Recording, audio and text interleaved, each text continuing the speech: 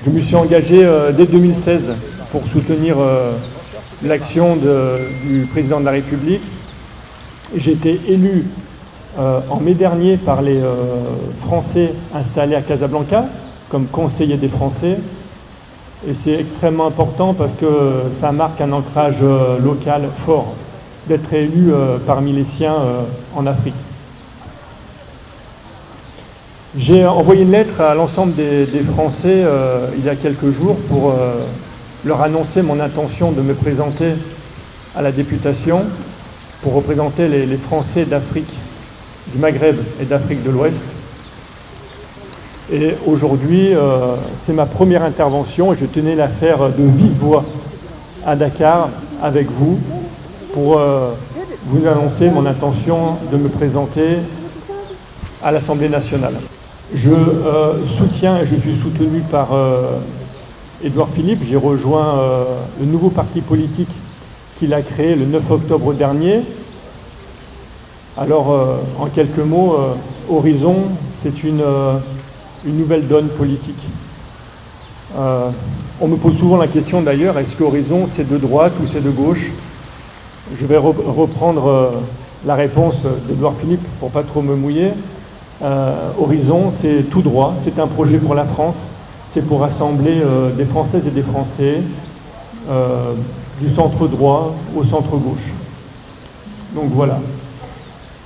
J'ai voulu lancer ma campagne sur les traces d'Antoine Saint-Exupéry, ce qui m'a fait survoler le Maroc et aujourd'hui le Sénégal.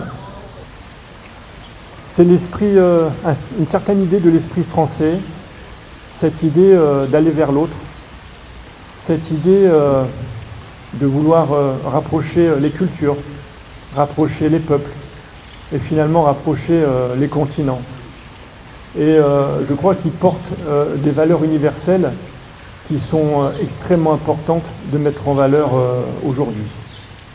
Donc partir sur les traces de Saint-Exupéry, c'est aussi raconter une histoire pour que les médias s'intéressent aussi à ma candidature, mais c'est aussi traverser des pays qui me sont chers et qui me tiennent à cœur, en particulier le Maroc et le Sénégal. Plusieurs raisons. Dakar, déjà, c'est le trajet de l'aéropostale, c'est le trajet de Saint-Exupéry. On devait atterrir sur Saint-Louis, sur l'aérodrome de Saint-Louis, mais malheureusement, il est en travaux en ce moment, en rénovation. Donc on a décidé d'atterrir à Dakar. Et je crois fortement aussi à l'axe que l'on peut construire, renforcer, de Dakar, en passant par Rabat jusqu'à Paris. Je crois que c'est une liaison importante, fort en symbole, et il y a beaucoup à faire tous ensemble. Et c'est le sujet numéro 1, c'est de s'occuper des Françaises et des Français qui habitent dans cette zone, dans ces pays, et c'est pour ça que je m'engage. Et la raison principale pour laquelle je m'engage, c'est parce qu'il y a de très nombreuses candidatures pour ces élections législatives, mais on peut s'apercevoir que ce sont toutes des candidatures finalement parisiennes. Ce sont des touristes de la République. Ils viennent nous voir, nous, ici, quelques mois avant le jour de l'élection, et ils repartiront quelques jours après. La grosse différence, c'est que moi, je suis né ici, je travaille ici, et je suis au service de mes compatriotes depuis de très nombreuses années. Et comme je l'ai dit en préambule, je suis déjà un élu local à Casablanca, et je m'occupe d'ores et déjà des préoccupations du quotidien des Français installés, en l'occurrence, au Maroc. Mes préoccupations sont les préoccupations des Françaises et des Français qui habitent ici. Et le sujet numéro 1, c'est l'éducation française à l'étranger. Il y a deux sujets, mais on va élaborer peut-être un peu plus tard et je vous enverrai de toute façon mon programme. Mais de manière générale, sur l'éducation, il faut à la fois garantir l'excellence de l'éducation française à l'étranger, en garantissant un certain nombre de professeurs détachés de l'enseignement français pour venir justement travailler à l'étranger. Et puis il faut aussi continuer à renforcer tous ces centres de formation parce que nous avons aussi des professeurs locaux sénégalais de très grande qualité. Et je crois que en les faisant passer par ces centres de formation, ils pourront intégrer la mission française et être à la hauteur. Sujet numéro 1, l'éducation des Français établis hors de France. Et de l'autre côté, il faut garantir l'accessibilité aussi à cette école française, qui est assez chère. Et moi, ce que je propose, c'est de geler immédiatement les hausses de frais de scolarité et que l'on puisse s'asseoir tous autour de la table, toutes les parties prenantes, pour trouver des solutions afin d'éviter ces hausses qui sont en continu. Et pour ça, évidemment, j'ai des propositions qui seront détaillées dans mon programme. Et puis surtout, je veux que les bourses qui sont octroyées aux Français établis hors de France pour scolariser leurs enfants, bien sûr, les bourses scolaires doivent être dirigées vers les plus fragiles d'entre nous. Mais aussi, nous devons alléger les critères d'accessibilité aux bourses pour permettre aux classes moyennes d'avoir accès aux bourses scolaires et faciliter la prise en charge des frais de scolarité. Je crois que c'est extrêmement important. Il y a le sujet de la santé aussi. Beaucoup de nos compatriotes ont des difficultés, et je peux le voir aussi à Casablanca. Moi, je souhaite garantir la carte vitale pour l'ensemble des Français établis hors de France, parce que la santé est un droit fondamental et c'est un vrai sujet. Et en ce qui concerne la Caisse des Français de l'étranger, ce qu'on appelle la CFE, je souhaite aussi assouplir les cotisations à travers les catégories aidées.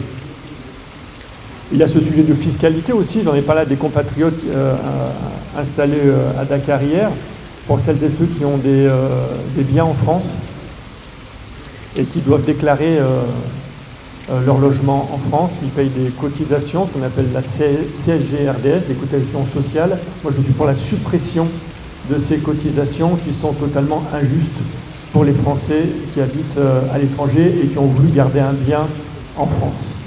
Il y a le sujet aussi de l'environnement qui devient un vrai sujet de discussion entre compatriotes. Et je lancerai, si les Françaises et Français me font confiance, un grand Grenelle de l'environnement avec l'ensemble de celles et ceux qui souhaitent participer à ce sujet, parce que je crois que nous, Français établis hors de France, nous avons notre mot à dire dans le débat public en France sur ce sujet. Donc voici les grands axes. Et puis j'ai envie de dire surtout faire en sorte qu'il y ait une diplomatie parlementaire réelle, c'est-à-dire que le député qui représente les Français de cette zone puisse travailler avec des députés aussi sénégalais sur des sujets d'actualité ou autres. J'imagine qu'on peut travailler main dans la main ensemble pour renforcer nos liens de partenariat. Bien sûr, moi je pense qu'un député français peut peser sur les relations entre la France et le Sénégal, plus largement entre l'Europe et l'Afrique, j'avais envie de dire, justement à travers cette collaboration avec les députés sénégalais ou des députés marocains. Je crois qu'on peut vraiment travailler ensemble. Et puis, vous savez, il faut être réaliste, hein, les Français ont choisi. Emmanuel Macron présidera la France pendant les 5 prochaines années. Donc, à mon avis, il est mieux de le soutenir dans son action pour pouvoir faire avancer le dossier plus rapidement. Et notamment, quand il y aura des déplacements de haut niveau présidentiel, je souhaite évidemment faire partie de ces voyages, pas pour moi seulement, mais pour faire accompagner des entrepreneurs français et faire rencontrer des entrepreneurs sénégalais. Je crois qu'il y a un partenariat important, économique, que l'on peut développer de ce côté-là. Jeune dame qui m'a posé la question sur le poids d'un député français sur les relations entre la France et l'Afrique. Et je crois qu'il y a pas mal de choses sur lesquelles on peut travailler, notamment sur les visas. Moi, je veux favoriser les visas pour les étudiants, en l'occurrence sénégalais, pour qu'ils puissent étudier en France. Je souhaite favoriser aussi les visas pour les familles de Français, parce que nous sommes beaucoup de binationaux ici, à avoir un membre de notre famille française. Et je crois qu'il est important, pour les liens d'amitié qui nous unissent, de favoriser les échanges aussi entre les pays. Et je souhaite que les visas d'ascendants ou de descendants français soient des visas de droit, c'est-à-dire que vous pouvez demander un visa si votre conjoint est français ou si votre frère est français. Je veux faciliter les visas pour mes compatriotes et surtout pour leur famille.